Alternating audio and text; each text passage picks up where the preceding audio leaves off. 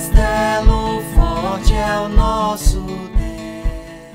Convido você a abrir a sua Bíblia lá no livro de Atos dos Apóstolos, Atos capítulo de número 9.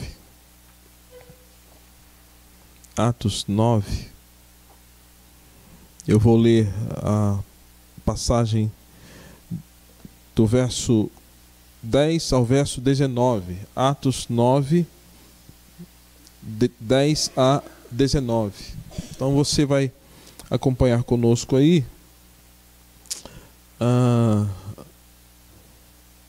a exposição da palavra nesta hora. A visita de Ananias. Ora, havia em Damasco um discípulo chamado Ananias. Disse-lhe o Senhor, numa visão: Ananias, ao que respondeu: Eis-me aqui, Senhor. Então o Senhor lhe ordenou: Dispõe-te e vai à rua que se chama Direita, e na casa de Judas procura por Saulo, apelidado de Tarso, pois ele está orando. E viu entrar um homem chamado Ananias, impor-lhe as mãos para que recuperasse a vista. Ananias, porém, respondeu: Senhor, de muitos tenho ouvido a respeito desse homem, quantos males tem feito aos teus santos em Jerusalém. E para aqui trouxe autorização dos principais sacerdotes para prender a todos os que invocam o teu nome. Mas o Senhor lhe disse: Vai, porque este é para mim um instrumento escolhido para levar o meu nome perante os gentios e reis, bem como perante os filhos de Israel. Pois eu lhe mostrarei quanto lhe importa sofrer pelo meu nome. Então Ananias foi e, entrando na casa, impôs sobre ele as mãos, dizendo: Saulo, irmão, o Senhor me enviou a saber o próprio Jesus que te apareceu no caminho por onde vinhas, para que recuperes a vista e fiques cheio do Espírito Santo. Imediatamente lhe caíram dos olhos como que umas escamas, e tornou a ver. A seguir levantou-se e foi batizado. E depois de ter se alimentado, sentiu-se fortalecido. Então permaneceu em Damasco alguns dias com os discípulos. Eu quero frisar o verso de número 1, de número 10. Ora, havia em Damasco um discípulo chamado Ananias. Disse-lhe o Senhor, numa visão: Ananias, ao que respondeu: Eis-me aqui, Senhor. Irmãos, o tema da nossa conversa nesta manhã é esse que vocês certamente já está vendo aí, o ministério de Ananias auxiliar Paulo nos primeiros passos da vida cristã, né? Então esse é o tema, o ministério de Ananias, algo bem focado dentro da vida de Ananias, auxiliar Paulo nos primeiros passos da vida cristã. Nesse tempo de isolamento social, certamente o nosso contato com as pessoas, evidentemente, se restringiu. Nós não temos mais contato com muitas pessoas. No máximo, um grupo maior, num supermercado, num banco, porque nós não temos tido essa oportunidade de estarmos saindo de casa, né?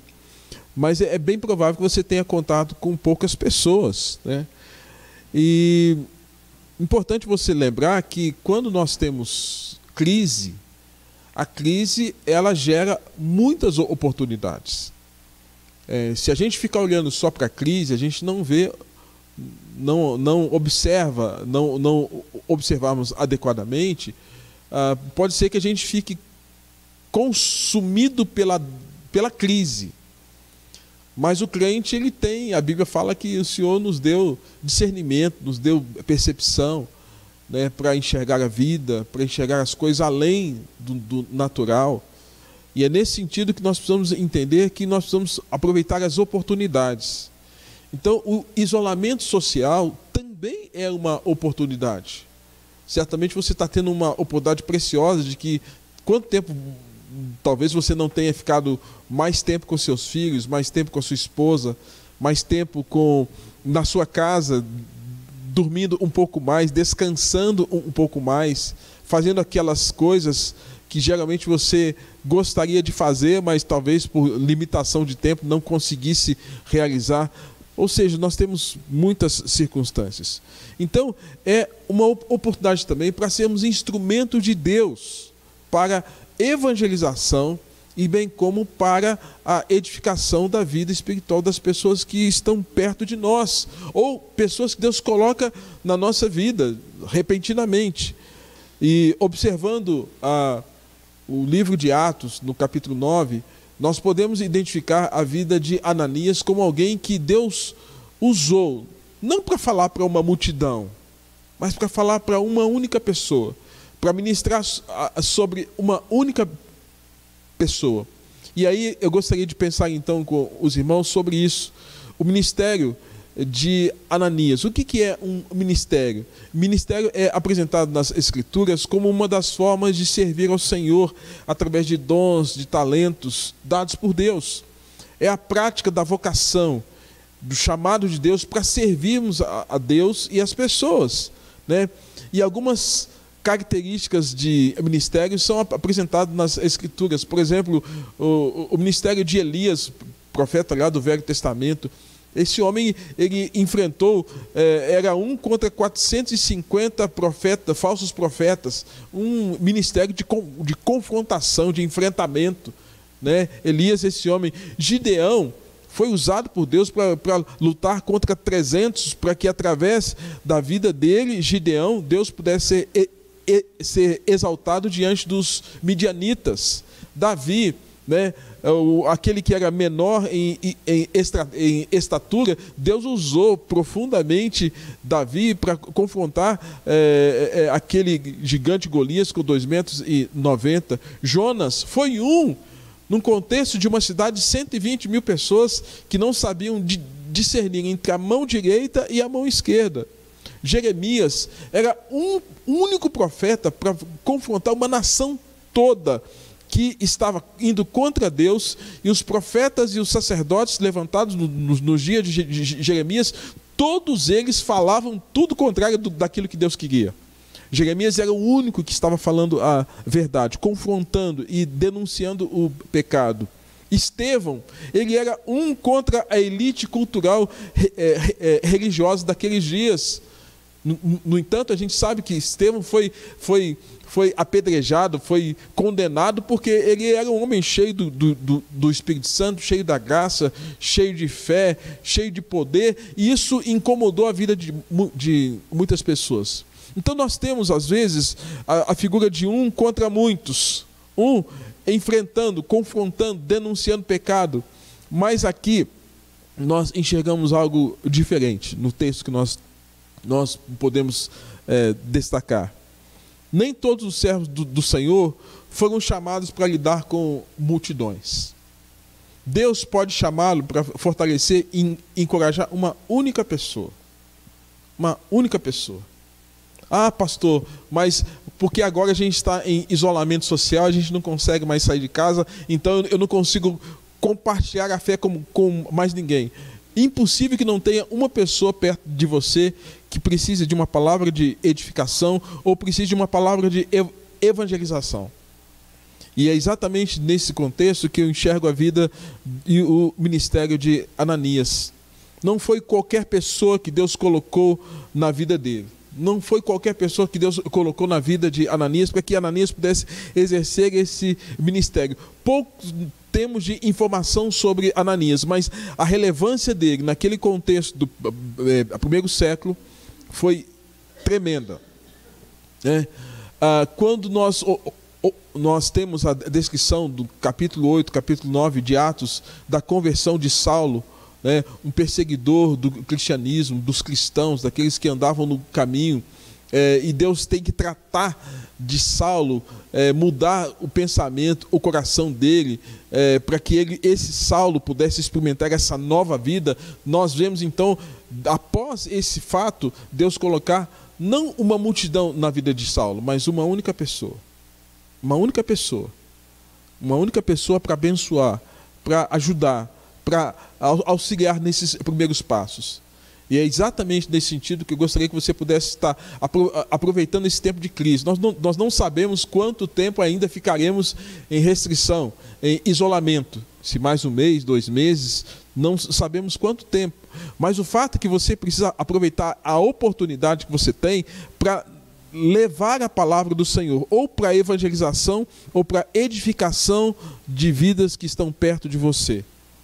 Quando nós olhamos para o capítulo 9, nós temos aqui a conversão de Saulo, que se torna depois o Paulo, né? A conversão é descrita em João capítulo 3 como o novo nascimento. No aspecto bíblico é o novo nascimento. No aspecto teológico é a regeneração dada por Deus. No aspecto experimental, pessoal e experimental, é aquele que crê. João 6, 47 fala que todo aquele que crê tem a vida eterna, ou seja, é algo pessoal, é uma experiência pessoal. Aquele que crê tem a vida eterna, né? Então, não é possível separar essas ações de Deus para a salvação do pecador. Novo nascimento, regeneração e algo pessoal e experimental. A conversão, ela é gerada no coração de Deus. É Ele que ama, é Ele que transforma o pecador. Deus amou, João 3,16. É obra do Espírito Santo, porque recebemos o Espírito de adoção. Romanos 8,15 fala isso.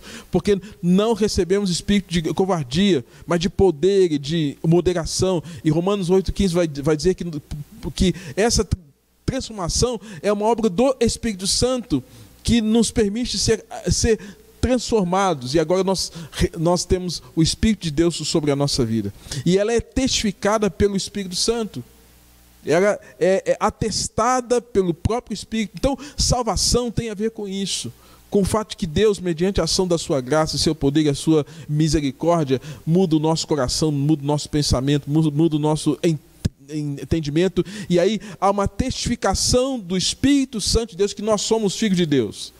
Porque é o próprio Espírito que testifica ao nosso espírito que nós pertencemos a Deus, que nós não pertencemos ao mundo, que nós não pertencemos à carne, que nós não pertencemos ao diabo, mas que nós pertencemos a Deus. Então, conversão tem a ver com esses elementos, e tem a ver com alguns elementos externos, como a confissão verbal. Paulo fala em Romanos 10:8, confessar com a boca, né? O aspecto externo, Marcos 16:15, todo aquele que crê e for batizado. Então, conversão tem esses elementos internos, que eu citei há pouco, e tem esses elementos externos, e eu preciso falar, confessar diante de Deus e diante dos homens que Cristo é Senhor da minha vida, que eu sou pecador, que eu careço da graça. Conversão tem a ver com o fato de que agora eu preciso ser batizado, todo aquele que crê será batizado. Tem gente que não tem o tempo necessário para o batismo, mas as pessoas que podem ser batizadas e que caminham diariamente na vida cristã, elas precisam dar essa resposta por meio da verbalização e precisam receber esse sinal visível da água. Então, Paulo passou por tudo isso. A conversão tem a ver com esses elementos internos, crer com o coração e confessar com a boca. É uma entrega pessoal. É uma resposta ao chamado de Deus. Ele nos escolheu antes da fundação do mundo, e por meio da fé nós respondemos: sim, Senhor, eu recebo a tua graça, eu recebo o teu amor, eu reconheço que sou pecador e preciso do Senhor. A conversão tem um aspecto monergista, soberano. O que é isso? A conversão, gente, ela nasce no coração de Deus. A conversão de um pecador não é projeto do homem. Ela nasce no coração de Deus, porque Jonas capítulo 2:9 fala assim: do Senhor vem a salvação. Então, ela inicia no coração de Deus. Efésios capítulo 2:1 fala assim: Ele nos deu vida, estando vós mortos nos vossos delitos e pecados. Ela se revela no tempo conforme os planos de Deus. Se revela no tempo. Tem gente que se converteu há 10 anos, há 15 anos, há 30 anos, 60 anos. Tem gente que não tem um dia específico, mas porque nasceu na família da aliança, recebeu a instrução do Evangelho, a palavra do Senhor, aquela palavra foi agasalhada, o Espírito Santo trabalhou, há uma ação de Deus soberana de tal forma que Deus traz uma convicção profunda de salvação sobre a vida daquelas pessoas, né? E aí a Bíblia nos ensina que esse tempo oportuno, o tempo oportuno da salvação. A conversão não sofre nenhum tipo de interferência humana. Por isso que Paulo fala, pela graça sois salvos, isso não vem de vós, é dom de Deus, é carismata de Deus. Então, por que a conversão é necessária? Porque a natureza humana é corrupta, não há justo nem sequer um, porque o homem não tem como mudar a sua natureza sem a intervenção de Deus. Então, nesses dias de pandemia, todos nós estamos olhando para tantos cenários, né? Mas eu fico às vezes pensando comigo mesmo, né, quanto nós precisamos olhar para Deus e ver que é Deus que vai mudar a natureza humana, que vai mudar o coração humano diante de um cenário em que o Deus deste século tem cegado o entendimento das pessoas. Quantas pessoas enganadas, quantas pessoas que estão longe do Senhor e que ainda vivem debaixo do poder dessa velha natureza adâmica. É exatamente isso que Paulo estava experimentando antes da conversão, né? Porque o homem não tem como mudar a sua própria natureza. A Bíblia fala que o nosso coração, depois do pecado, é um coração de pedra, não um coração de carne, um coração de pedra, petrificado. Aí Ezequiel capítulo 11, 19 fala assim: tirarei da sua carne coração de pedra e lhes darei um coração de carne, para que andem nos meus estatutos e guardem os meus juízos e executem, e eles serão o meu povo e eu serei o seu Deus, né? Então, nós podemos ver o que? Antes da conversão, Paulo era isso. E você também era isso. E nós temos um cenário hoje de uma sociedade pós-moderna, século XXI, em que há milhões de pessoas que não conhecem a palavra do Senhor, que não experimentou ainda esse poder da graça. Mas certamente nós cremos no Deus que elege, mas um Deus que elege, que salva mediante o seu poder e a sua graça, e que essa eleição acontece no tempo e na história. Então, nós temos aqui no texto de Atos 9, um modelo de uma conversão cristã. Eu vou traçar alguns detalhes mais específicos para que os irmãos entendam. Paulo, esse nome vem do grego, que significa pequeno. Paulo, pequeno. Era também conhecido antes da conversão como Saulo de Tarso, da tribo de Benjamim, membro de um partido fariseu. Nasceu em Tarso como um cidadão romano, recebeu a instrução militar, política, cultural e filosófica. Esse era Saulo, tá? Foi instruído aos pés de Gamaliel. Pensa num hiper filósofo, pedagogo, instrutor. Gamaliel era o cara. Ele era aquela pessoa que tinha muita bagagem, muito conhecimento. Eu fico impressionado com alguns líderes que nós temos na nossa igreja ou outras denominações que têm uma mente fantástica. Eu fico pensando em Gamaliel como esse homem que tinha uma mente brilhante, que tinha capacidade de absorver conteúdo, de reproduzir conteúdo, e de chegar para alguém, de ensinar aquilo que ele aprendeu, aquilo que ele leu, que o tempo fez com que ele absorvesse. Gamaliel era esse, e Saulo então foi catequizado por Gamaliel, uma instrução brilhante. Ele recebeu autorização do Império Romano para perseguir os cristãos, porque os cristãos, os seguidores do caminho, eles declaravam a partir da conversão de que eles eram submissos à autoridade de Jesus, cúrias, do Senhor, e não de César. Então, quando eles declaravam que eram submissos ao Senhor, isso incomodava o Império Romano. E todos os imperadores, incomodados com isso, o que faziam? Rechaçavam toda e qualquer oportunidade de que alguém pudesse ser um cristão. E Paulo, ou Saulo, como um militar, recebeu autorização para ir nas casas, para entrar nas casas, para bater as portas e para dar uma censura e destruir através dos seus mecanismos todos aqueles que confessavam Jesus como o Senhor. Aparentemente, pensa-se que Paulo foi de uma família abastada. E ele morreu no ano 67. Agora, o que aconteceu com esse homem? Haveria de se tornar um missionário, um evangelista, um ensinador, o maior de todos os apóstolos, um homem racional, que tem a sua vida mudada, em Atos capítulo 9. E essa mudança que ocorre a partir do capítulo 9, vem de uma voz, não era uma voz qualquer. Vem de uma luz, não é uma luz qualquer. Vem de uma queda, mas uma queda, não uma queda que o levasse ao chão, mas uma queda que o levasse a ter uma percepção de quem ele era. Uma voz: Saulo, Saulo, por que me persegues? Uma luz, subitamente uma luz do céu brilhou ao seu redor.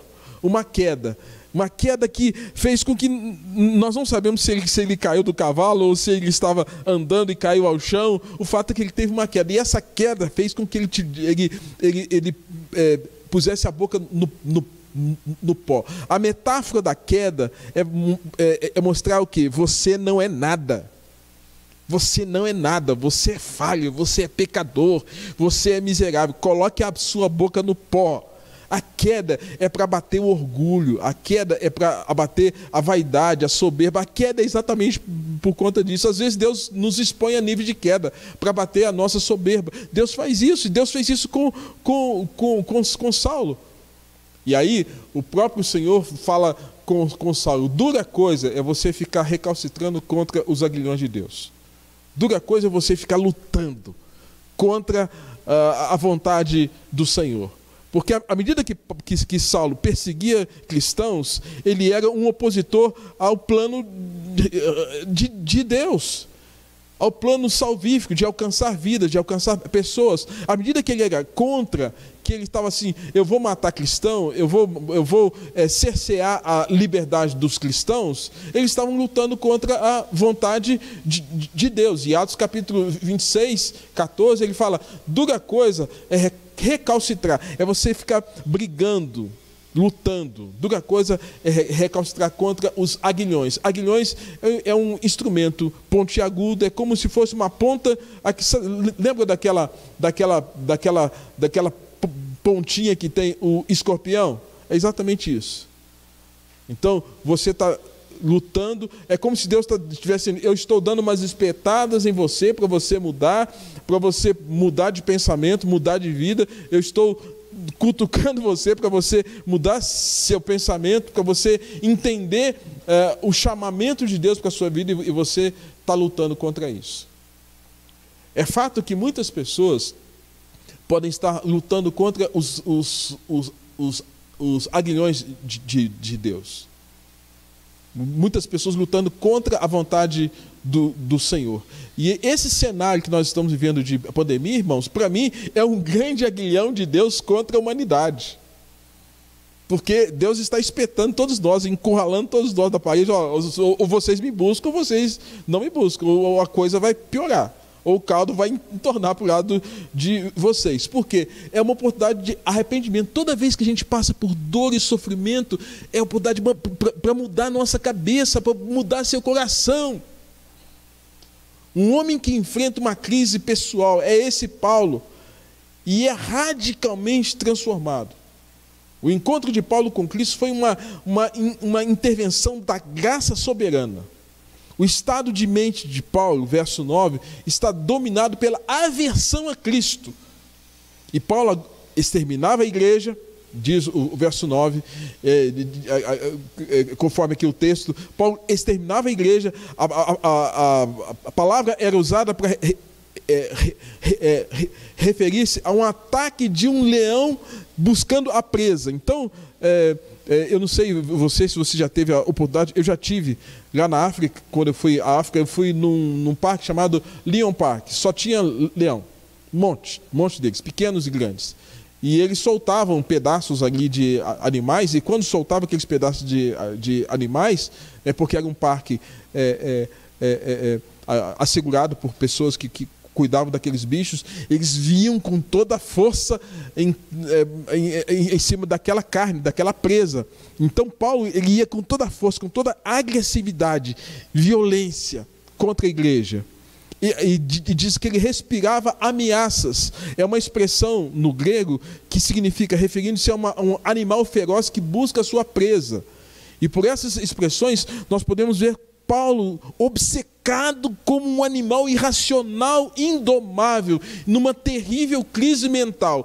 O Deus soberano lhe pusera esse conflito. E agora esse Paulo, irmãos, vai passar por uma transformação, que a gente chama de conversão. Sua conversão não foi de caráter meramente psicológica, fóbica, levada a Deus pelo medo. Eu vou para Deus porque eu estou com medo. Compulsiva, levada por reações impensadas. Histérica, levada por intensa emoção, né?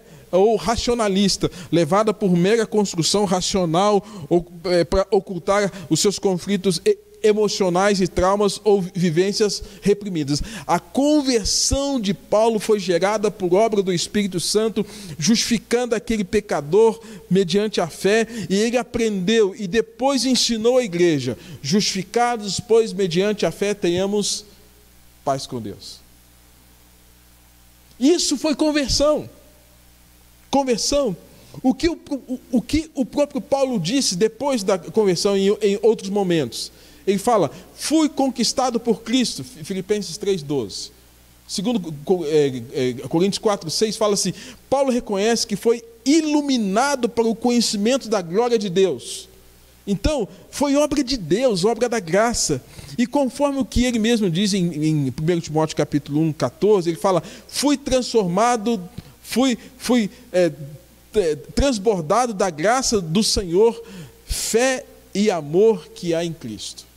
Então, Paulo reconhece que a sua mudança não foi meramente psicológica, não foi por conta de medo, não foi por conta de trauma, foi por conta da graça do Senhor.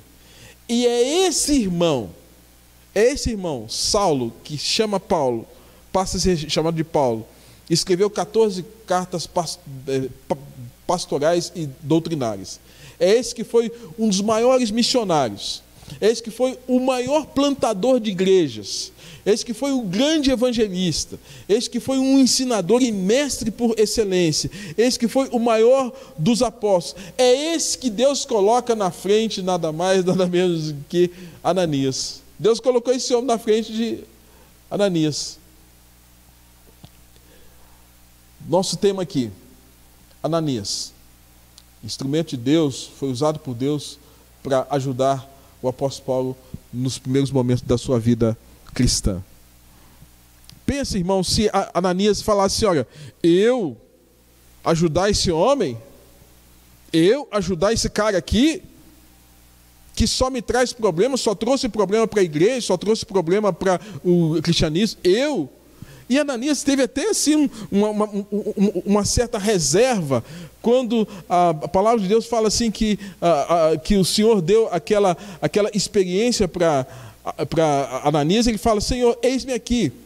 Verso 11: então o Senhor lhe ordenou: dispõe-te, vai à rua direita, vai à rua que se chama direita, e na casa de Judas procura por Saulo, apelidado por Tarso, pois ele está orando. E viu entrar um homem chamado Ananias e impor-lhe as mãos para que recuperasse a vista. Ananias, porém, respondeu ao Senhor. Olha só o que Ananias está falando com Deus: Senhor, de muitos tenho ouvido a respeito desse homem, quantos males tem feito aos santos em Jerusalém. Senhor, esse homem se converteu e eu tenho que ajudar ele? Senhor, esse homem, esse camarada aqui, esse lixo aqui se converteu, eu tenho que ajudar? Aquele lixo.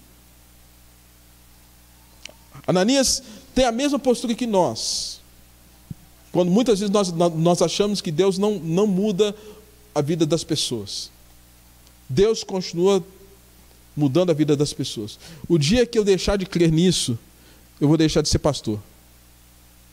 Porque o dia que eu deixar de crer que Deus muda corações, de que adiantará a minha pregação? Eu creio que Deus continua mudando corações. A despeito de medos e conflitos que nós tenhamos em relação ao caráter de pessoas que ainda não conhecem a Cristo. E aí fala assim: e para aqui trouxe aí Ananias dizendo, e para que trouxe autorização dos principais sacerdotes para prender a todos que invocam o teu nome. E aqui é Ananias falando com Deus, ele está falando, Senhor, olha, esse Saulo aqui, ele é difícil. Senhor, esse Saulo aqui, ele tem autorização para matar, e o Senhor quer que eu ajude esse camarada? E aí, o Senhor responde, firme e categoricamente. Mas o Senhor lhe disse, vai, porque este é para mim um instrumento escolhido, para levar o meu nome perante os gentios e reis, bem como perante os filhos de Israel, pois eu lhe mostrarei quanto lhe importa sofrer pelo meu nome. Vai, ele é meu filho escolhido. Então, o que a gente aprende com isso? Ananias tem um chamado, não para falar para a multidão. Às vezes a gente acha, não, eu tenho um chamado para falar para a multidão. Não, Deus deu um chamado para ele para falar para uma pessoa. Que a gente tem poucas informações depois sobre a vida de Ananias. Aí que eu estou dizendo aqui, queridos irmãos, que às vezes a gente dá muita desculpa para não fazer aquilo que tem que ser feito. Porque a gente fala assim, não, mas a igreja está fechada, a gente não tem oportunidade de pregar, você tem oportunidade para pregar para uma única pessoa. Ou para levar uma palavra de evangelização, ou para levar uma palavra de edificação, de confrontação de pecado. E é nesse sentido que Deus pode usar a sua vida, que Deus pode usar você para abençoar a vida de tantas pessoas que estão hoje carecendo de uma palavra de esperança, e a gente sabe que não são as respostas humanas que vão trazer esperança para a vida das pessoas. Ananias, chamado para ministrar a uma única pessoa. Ele recebe um chamado específico de Deus. Vai à rua direita, localização. Casa de Judas, contexto familiar. Procura por Saulo, pessoa específica. 2. Recebe o desafio de aproximar-se de quem ninguém queria. Paulo tinha uma fama ruim. Senhor, de muitas tem ouvido quantos males tem feito aos santos. Eu fui pastor em uma igreja em que havia uma pessoa que era adepta à teosofia, uma linha filosófica e religiosa que faz uma junção de filosofia com teologia e faz uma bagunça só. E a pessoa era muito expressiva, muito falante. E ela passou a frequentar a nossa igreja, e eu passei a ter alguns aconselhamentos com ela, e aquela pessoa que quando chegava na igreja ninguém queria estar perto dela, porque ela sabia muito, ela conhecia muito, ela tinha muito conhecimento, e os crentes ficaram todos perdidos com ela. Então quando ela foi participar de um grupo, aí um grupo familiar que nós tínhamos, aí o líder do grupo falou assim, pastor, pede para ela não ir mais, porque ela faz muitas perguntas. Aí eu falei assim, meu Deus do céu, como é que eu vou falar para a pessoa para ela não ir num grupo para estudar a Bíblia, para ouvir de Jesus? E eu, com muito jeitinho, eu dei mais atenção a ela, cuidei mais dela, só que ela não ficou em nossa igreja. E aí ela sumiu, e depois de um tempo ela voltou à igreja com uma Bíblia na mão. Ela não carregava a Bíblia, porque ela queria debater comigo sobre filosofia, sobre teologia, mas não tinha a Bíblia na mão. Aí um dia que eu vi aquela mulher com a Bíblia na mão, eu falei, meu Deus do céu, o senhor é tremendo. Aí, posterior a isso, ela foi para uma igreja, Assembleia de Deus, ela foi batizada, recebida na igreja Assembleia de Deus, e onde ela me encontra, ela fala assim, pastor, o senhor é o meu pastor.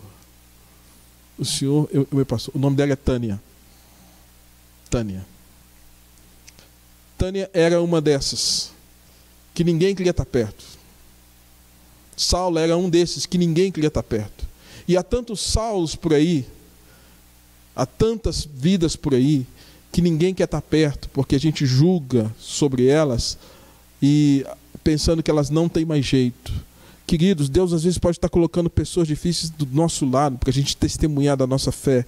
Deus não está pondo uma multidão para você, mas uma única pessoa. Talvez um filho difícil, um parente difícil, alguém da sua família difícil, que Deus coloca e quer que você entenda, tal qual Ananias, que Deus te dá o endereço, o lugar, a casa e o nome da pessoa. Vai lá e fala com ela. Acompanhe, ministre sobre ela a palavra. Então, Ananias recebe o desafio de aproximar-se de quem ninguém queria. E Paulo era cruel e opositor, trouxe autorização para prender a todos que invocam o nome do Senhor. Recebe uma ordem assim, e recebe uma ordem para abençoar o escolhido de Deus. Ananias, vai, porque aquele será para mim um instrumento escolhido. E ele vai saber quanto importa sofrer pelo meu nome. Vai, pois este é para mim um instrumento escolhido, para levar o meu nome aos gentios e reis, bem como perante os filhos de Israel, pois eu lhe mostrarei quanto importa sofrer pelo meu nome. Diante de pessoas novas na fé, irmãos, é preciso que você se decida a servir o Senhor, obedecendo o chamado, como Ananias também obedeceu. Quando o Senhor chamou Ananias, Ananias falou assim: eis-me aqui. Embora a relutância de Ananias, ele obedeceu, né? Obedeceu. Eis-me aqui. Ora, havia em Damasco um discípulo chamado Ananias. Capítulo 9, verso 10. Disse-lhe o Senhor numa visão: Ananias, ao que respondeu: eis-me aqui. Eis-me aqui. E eu concluo esta fala, esse estudo nesta manhã. Depois você pode rever aí, passar aí, reproduzindo mais lentamente na sua casa, mas concluo com as seguintes argumentações. Primeiro, como Deus quis usar Ananias, Ele quer usá-lo para alcançar alguma pessoa para a salvação. Há muitos escolhidos do Senhor que ainda não foram alcançados, e são alcançados pelo Evangelho. A fé vem pelo ouvir a palavra. Já é consenso que muitas das conversões que acontecem hoje, nos dias de hoje, não são dentro das igrejas, não são em cultos, são através de relacionamentos. Pessoas que pregam para amigos, que testemunham para amigos, que acompanham amigos. Então, a amizade e evangelização caminham juntos. Agora, se você não tem contato com pessoas não crentes, dificilmente você vai conseguir evangelizar. O máximo que você pode fazer é ajudar a edificar pessoas crentes que estão do seu lado. É importante também. Mas para esse aspecto, por isso que é importante, irmãos, nós temos um círculo de amizade que também transcenda os irmãos da fé. Porque senão como é que nós vamos evangelizar? Na escola, trabalho, no clube, onde for. A gente manter uma amizade saudável para poder pregar. Uma oração, tenho certeza que ninguém rejeita. Você fala: eu posso orar por você? Você está sendo alvo das minhas orações. Estou levando o seu nome para a gente orar na minha igreja. E fale não somente das orações, mas dos resultados da oração. Segundo, a graça invisível alcançou Paulo, mas Deus usou a vida de Ananias para ajudar Paulo. A graça é invisível, mas Ananias foi visível. Deus colocou Ananias para ajudar Paulo. Deus pode colocar você para ajudar quem está perto de você, pessoas que às vezes não compreendem o Evangelho. Terceiro, seja instrumento de Deus a ajudar alguém alcançado pela graça a dar os primeiros passos na fé. Ananias, usado ali, Paulo, depois daquele encontro com o Senhor, os olhos tomados de escama, Ananias vai lá e é instrumento do Senhor para tirar as escamas. Quantas pessoas talvez não tenham ouvido falar do Senhor e ainda estejam com escamas nos olhos? E Deus está usando você para tirar essas escamas. Nesse caso, o próprio Ananias batizou Saulo. Ele estava na casa, levantou-se e foi batizado. A gente sabe que hoje tem um outro contexto para que a gente faça esse aspecto. É a igreja, estarmos juntos, estarmos aqui e termos pessoas, digamos assim, oficialmente responsáveis e autorizadas para realizar o batismo. Ananias fez isso. Tá? Quarto, a única vida... uma única vida alcançada pelo poder de Deus pode ser usada para mudar uma família. uma igreja, um bairro, uma nação. Saulo convertido mudou todo um contexto do cristianismo em relação aos gentios. Enquanto Pedro ficou focado nos judeus, Paulo focou nos gentios, pessoas que não tinham uma ascendência judaica. E aí esse Paulo, pregando aos gentios, é instrumento para que a palavra do Senhor transcenda aquele espaço e vá para outras fronteiras. Uma vida transformada. Eu louvo a Deus porque quando o evangelho chega na vida de uma pessoa, lá na frente Deus tem um plano para salvar uma família e talvez uma cidade, ou um bairro, ou uma igreja nasça por conta da conversão de uma única pessoa. Então nós não podemos nos calar. Quinto, Paulo foi instrumento usado pelo Senhor para alcançar os gentios quando obedeceu a Deus ao ouvir: passa a Macedônia e ajuda-nos. Ou seja, esse Paulo, depois que foi transformado pelo poder, batizado, agora ele não era mais um perseguidor, mas um seguidor, um missionário, um evangelista, um apóstolo. Esse Paulo fala assim: Senhor, eu estou aqui. E ele se coloca na brecha e vai fazer a obra. E aí quando o Senhor manda que um varão macedônio lhe dê uma palavra, o varão macedônio lhe fala: passa a Macedônia e ajuda-nos. Era Paulo sair da Ásia e ir para a Europa. E quando Paulo vai para a Europa, o evangelho chega na Europa porque ele foi conquistado por Cristo, e na Europa ele ia falar de Cristo, falar do Cristo ressuscitado. E foi ali que o evangelho estendeu além das fronteiras da Ásia, chegando à Europa. Então, se você não tem um chamado para falar para muitas pessoas, seja instrumento de Deus para falar para uma, testemunhar para uma. E essa única pessoa pode, quem sabe, ser um grande vaso nas mãos do Senhor, para levar a palavra a tantas outras pessoas. E assim, cumprirmos a nossa missão como igreja, de evangelização. E não permitir que a crise, que a dificuldade, embace os nossos olhos e nos impeça de ver perto da gente pessoas que precisam da palavra, ou de evangelização, ou de consolação, e você é um instrumento de Deus. Cumpra, portanto, o teu ministério. Aproveite todas as oportunidades. Amém?